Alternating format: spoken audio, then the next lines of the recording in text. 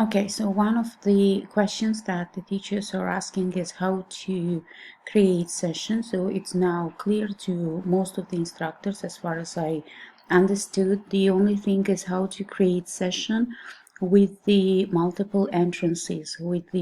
So we go to, let's say, Collaborate Ultra, and this is what we see here in our common web page. That we created for collaboration and for exposure to the Collaborate features. We go to create sessions. We give a session the name. Let's imagine that I'm going to teach A1 group, and they are going to meet.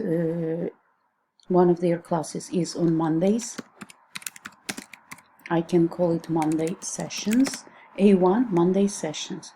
When I make all the guests participants, I add my classes start. Imagine they start from Monday.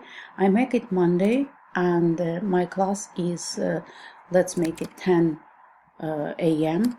slot, but everyone here should strictly follow in creating this session.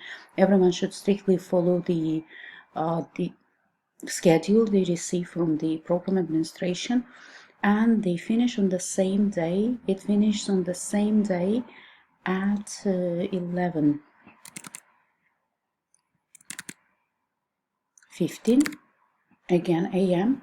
So I save it, then I make it into repeat session, and then I make it into repeat weekly Mondays, and after occurrences. And after how many occurrences?